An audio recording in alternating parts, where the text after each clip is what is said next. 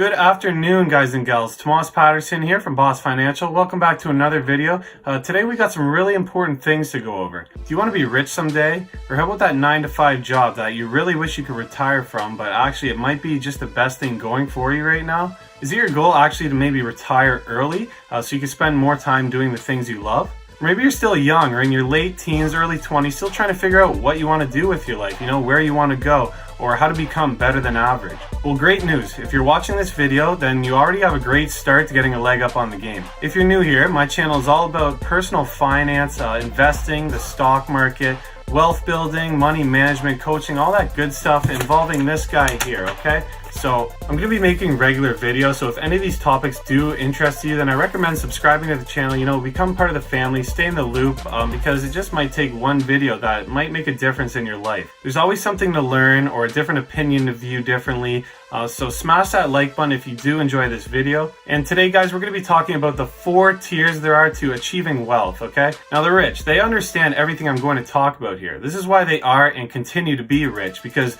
these are important factors that should be considered and definitely not be ignored if you care about what happens to your money. Simple as that. Now, discounting the small percent of those who come into their wealth from things like inheritance, okay, or even just pure luck, I guarantee you, that's right, I guarantee you that anyone you know or have heard about who is wealthy will understand and take advantage of at least half, okay, 2 of these 4 things that we're going to cover here. Well, what does that mean exactly? He's just saying buzzwords, blah, blah. Well, no, guys, what I mean by this is that I'm going to be talking to you, highlighting to you the 4 key things you need to understand if you want to go against the grain, okay? That means if you want to obtain massive amounts of wealth, if you want to break free from the chains of your everyday lives, okay? If you want to be the best version of yourself, completely financially independent. And a little hint for you, it isn't by just simply saving, okay? Unless you live your life below what I would call frugal, or unless you have massive amounts of income, a big salary every year, you're managing to put a lot away. If that's the case, if that's not the case, then you're just not going to save your way to big wealth. Just trust me on this. When it comes to obtaining wealth, getting wealth, there's many ways to gain it, okay? But there are also, however, more ways to lose it. So no matter who you are, in order to be financially successful in your life, you need to focus on strategies and important habits that are first going to allow you to transition from losing wealth, if you are, okay, into a version of yourself that not only keeps or stores this wealth, but you're going to grow it even more with time. And that is key, guys. That's the real difference between someone like this guy. That's Warren Buffett, one of the world's best investors, richest people, and the guy you read about in the local paper that went flat broke shortly after winning the lottery. Millions and millions of dollars down to nothing, okay? It's a real shame to see people waste so much potential, okay? They get all this big money and they just throw it down the garbage, and the real issue is that half the time people don't know better. They're unknowingly ignorant, okay? For lack of a better word, they simply were never taught the right things. They don't even know what they don't know. But it's my goal, video by video, especially this one, to help fill these gaps and really spread things I know and the practices I follow myself. Because trust me, guys, the me 4 years ago, 2 years ago was not even the same person I am today, okay? I've really had my eyes open, my mind open to the value of $1, and it's really a level playing field that we all have to gain massive amounts of wealth, guys. There's money everywhere. You just have to go and get it and to live your dreams. So at the end of the day, this is just stuff I really care about. It helps me sleep a little better to pass these things on. Maybe tell you something, teach you something, and potentially act as a catalyst, if you will, for a real wealth makeover and some real financial transformation in your personal lives. So now, moving on to the steak and potatoes here. We're not going to focus on methods on how to obtain wealth in this video. Rather, I'm going to simply give you a listing of areas to focus on as a priority. Tiers are level of importance, okay? So we're going to work our way down the pyramid from most important to least important. Now, as I always say for all my videos, my views, my opinions I express are not to be considered financial advice. Like professionally, you should always seek the help of a professional for all your important decisions, okay? I'm not an advisor, and I'm simply here offering content for education and entertainment purposes only. Everything I say is usually from my own knowledge or research, as well as my firsthand experience, which is a big one. So with this comes number 1 on the pyramid of wealth, and that is the magical power of compounding. If you're joining me today and you're new to investing and wealth building, compounding is essentially when you make money and then you have that money turn and work for you, okay? And it's going to make more money. And then that money that your money made, You guessed it, that money also turns and works for you to make even more money, and it just goes on and increases over time to get more rapid. Now I'm getting fired up just thinking about it, okay? Compounding is such an important thing to consider when investing because it can work to more than just double your money, triple your money. The power of compounding can have the effect of increasing your money by 10 times, 20 times. It's just really unbelievable. In fact, it's such a marvel that Albert Einstein has been famously quoted saying, "Compound interest is the most powerful force in the universe. He who understands it, earns it. He who doesn't, pays it." Now, that's a bright guy if you ask me, okay? Out of the people who know what they're talking about, let's just say he'd be on the top of my list. But if he actually said that or not is more of a mystery, as there's no way to prove that, but it doesn't make this statement any less true. If you're having a hard time following along, let me put it this way. When you make an investment, with this investment comes a return. And no matter how big or small, as long as we're assuming that you're not taking a loss, this return is equal to a sum of money made payable to you. So let's say you have a stock that pays a dividend at a 5% yield. That means that annually you're going to receive a payment or payments equal to 5% of the share price. Now on a $100 stock, this comes out to a $5 payment to you every year. Now you have two choices when it comes to deciding what to do with this return. You are free to withdraw this payment. Let's assume that you're not going to sell the principal or your $100 share in company XYZ. You're just going to take out the $5 and you're free to do with this what you want. You know, you can put it in a piggy bank. You can put it on your credit card as an extra payment. You can even take that to the store, buy a bag of chips, okay? Whatever you want. It's your money to withdraw. Now, this is completely fine. You're free to do what you want, okay? That's your money, but it's not actually fine, okay? If you want to take advantage of the magic of compounding, that's tier number 1 on the list. The issue here is that you're missing out on these little steps that lead to a big outcome, okay? A massive outcome if you do it right. For example, if you're 20 years old and you bought this $100 stock and held it for 45 years, withdrawing that $5 every year, by the age of retirement, okay, 65 years old, you're going to have withdrawn a total of $225, which is now irrelevant, okay, because you spent it. And now you're still only going to have your principal left of $100, assuming the stock didn't appreciate. This makes a grand total of $325. Now on the flip side, okay, instead, if you were to use your head, okay, and you would choose to, instead of take this dividend for yourself, you're going to reinvest it. You're going to put it back in and you're going to buy more of the stock and continue to do this year over year. Math would yield a much larger return. Now keep in mind, this would be in a perfect world where trading fees don't exist and you're able to buy fractional shares with the dividends you're getting. We're just going to disclude the trading companies, the online platforms that allow you to buy fractional shares these days. We're just going to keep those out of this discussion. In reality, it's best to save up your dividend payments over time as well as add them with your own money to help your portfolio grow in lump sums over time. But if you added that $5 back to your portfolio every year for the same 45 years, you would have $898.50. So that's a difference of over $575 in your pocket, all from just your $100 original investment, okay? And without doing any extra work at all. Because like we said before, it's actually your money and the time that's doing the work for you. It's like that saying, if I offered you $1 million now on the spot, or instead I gave you a penny today, but then every day for the next month, I continue to double that amount I paid to you from the previous day, which would you take? That is, today I pay you a penny, tomorrow I pay you 2 cents, the next day I pay you 4 cents, and so on and so forth. Well, if you took the $1 million payout there, I hate to tell you, but you actually picked the losing horse there. With our penny scenario, at the end of 30 days, you have a grand total of $5,368,709.12. And that, my friends, is the magic of compounding. As this is purely a mathematical concept, compounding is all relative to time. So simply the longer you have your money working for you, the more you're going to have in the end. It starts off kind of slow, but over time it's like a hockey stick curve, okay? It just goes like this. So that's why it's so important. Again, so important for people to start going on this today. You know, think about your future. If you're in your 20s, okay, then you're in the best situation possible with this information that you now have to let your money work for you and grow into numbers you can hardly believe. This goes with the other saying, you know, the best time to plant a tree was yesterday. The next best time is today. I really hope that you could take advantage of this because in reality, most people don't. And to me, it's of the highest magnitude of importance to help people, you know, reach your financial goals, but better yet, surpass them. Here's still another reasonable but shocking example, okay, guys, just to blow your mind. Imagine if you were 18 years old and you had $10,000 to invest. If you averaged a return of 7% a year, which is an average return, okay, by retirement, if you compounded your returns, that original $10,000 will have turned into over $240,000.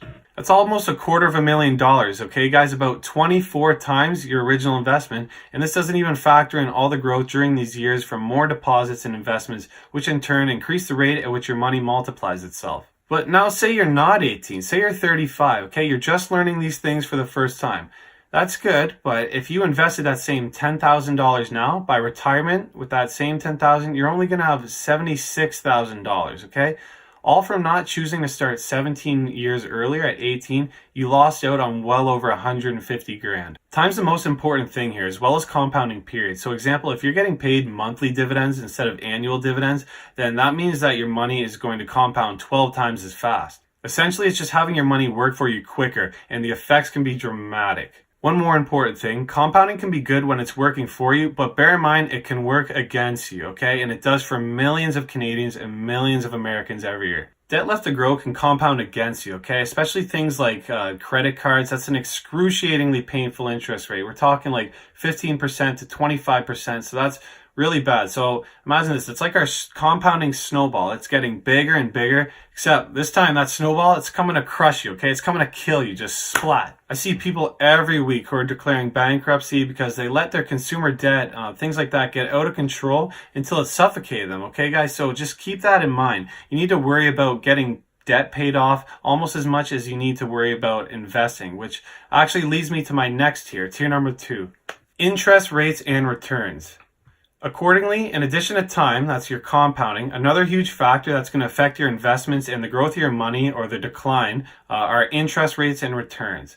So as we just spoke about, it's beneficial to tackle your debt as soon as possible, as you lose money paid in interest over time, whether it be a car loan or a credit card, any sort of debt. And debt can ruin your life if you let it. So you should always be making payments on debt as well as investing.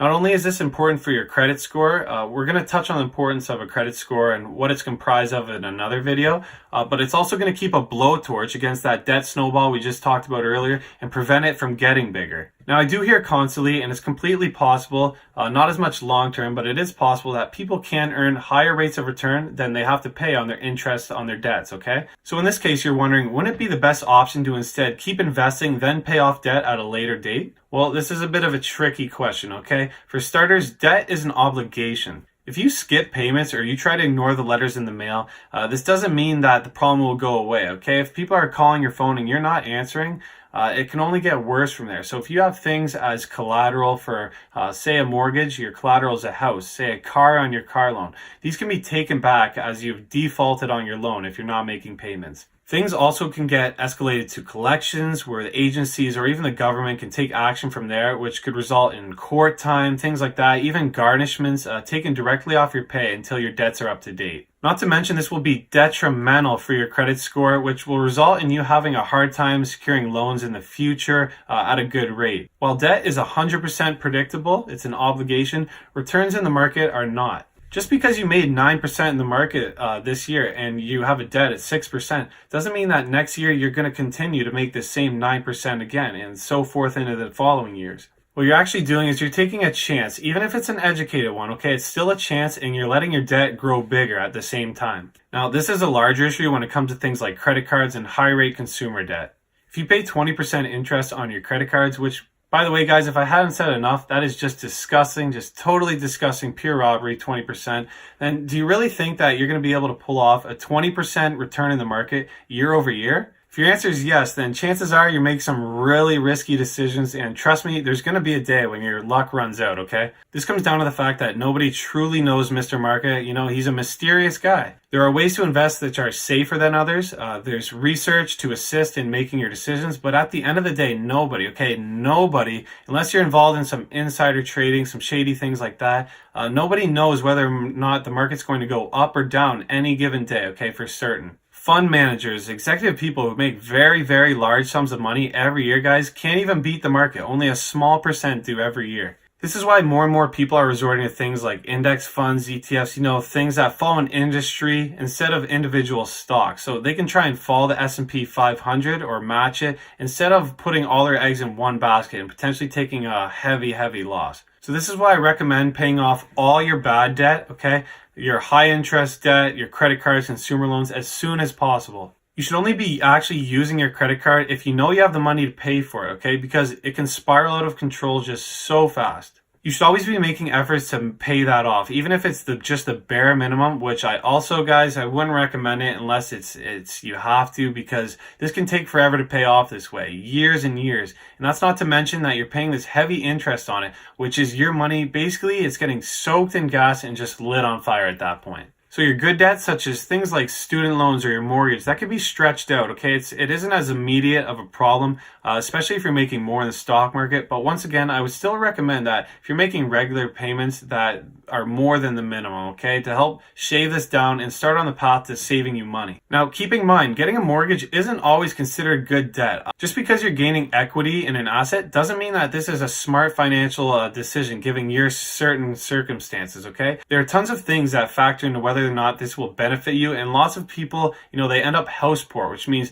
they're paying way too much of their take-home income just so they could live in a big house that they really just can't afford in the end. It can also benefit you if you're ready to get that new place, to make sure you have a good credit, okay? And if you don't, start immediately to start working towards that and improving your credit. This will help you get a cheaper rate for your mortgage, guys, which in the end, that could save you tens of thousands of dollars. Lastly, when considering interest rates and returns, it's always important to consider the effects of inflation. So this is the amount a dollar's worth diminishes every year. So it can really dig into your returns. Right now, inflation is averaging about 2% a year. So if you had a 2% return, then you essentially made nothing in theory. This is why inflation is killer and why it's so important to not just let your money sit there. So many people just pile their money up because it just loses its value over time. You're losing money letting it sit there. Now, it is, however, important to have some money doing exactly this, okay, just sitting there. But this is to serve as the purpose of a reserve, okay? It's not money that you're just scared to do anything with. And this leads to the first of my last two shorter tiers, the bottom two tiers here. And this is the emergency fund, okay? In life, I think it's fair to say that happens. But the difference between someone who is financially successful, okay, and someone who lets life just beat them up is how prepared you are for an emergency. An emergency can be big or it can be small. You can run into an expensive car repair, okay? You can lose your job and be stuck without income.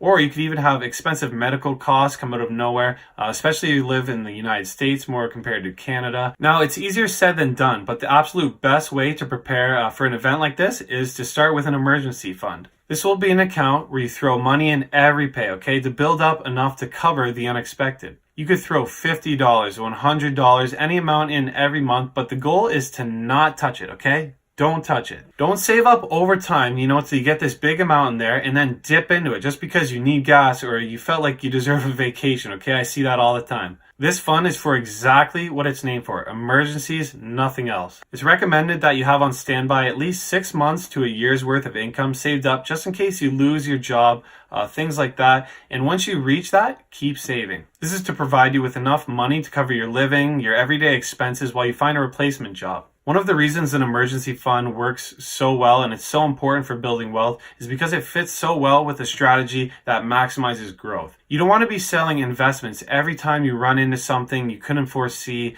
especially if these investments were sold at a loss. That's never good. All this is, as we talked about before, it's just you stealing from your future self and you potentially just losing money in the end. You want to stay away from things like credit cards and definitely lines of credits. You do not want to be driving yourself into debt further and further every time your car breaks down or you need new tires. Life is unexpected and it's important to be prepared, especially for large events like losing your job or even quitting it too, okay? If you quit your job, where are you going to get your money from? You need to be able to stay on your feet and keep your head above water in these situations. The worst is when I see people building their TFSAs or their RSPs and then empty it or almost emptying it just to cover something that they should have just thought about ahead of time, okay? Time is the most important factor to gaining financial freedom, and when you steal from yourself, you're never going to get that time back. You just can't. You can't get time back. So if you don't have an emergency fund currently, I would start that immediately, okay? It's best to start with a goal.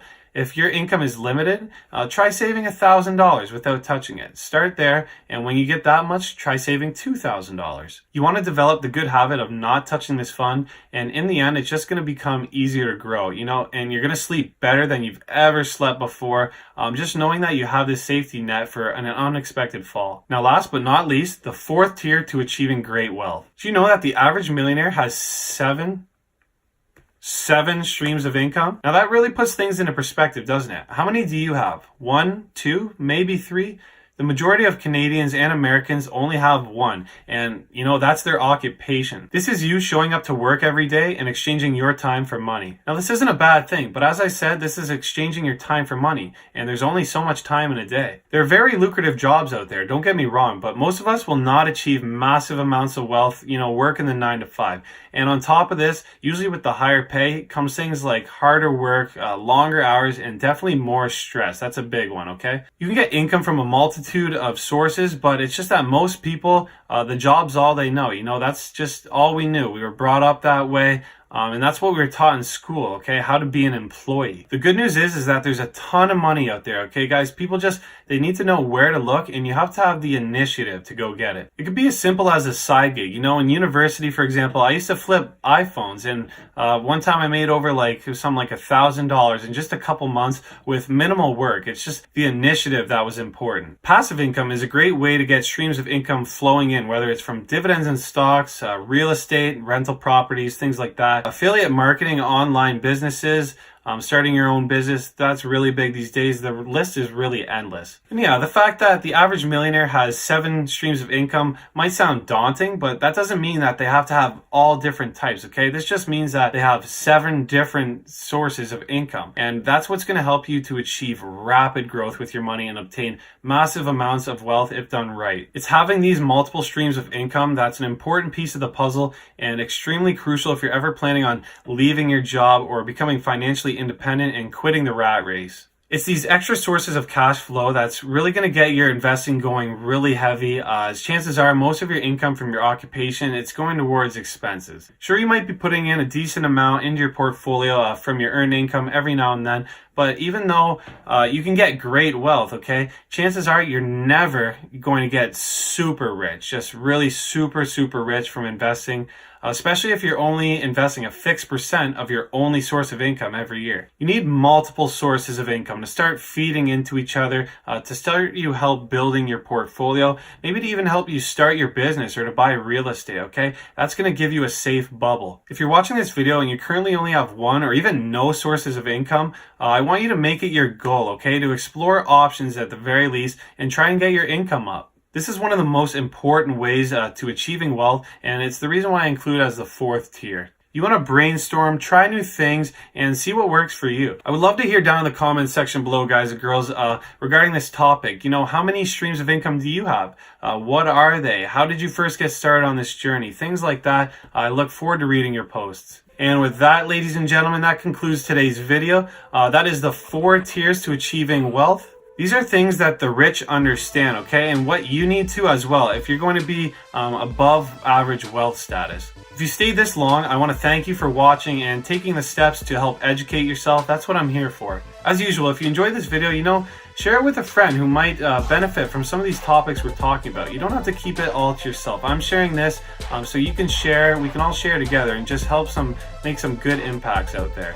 Hit the like button, and if you're not subscribed, what are you doing, man? You've already made it this far already. Just hit that red button down there for me, okay? I'm going to be making regular content like this, so if it's something you're interested in, come on, be a part of the community. Just hit the subscribe button. Follow me on Boss Financial Channel on Instagram and stay in the loop. And as always, guys, thank you for watching. Stay positive and see you next time.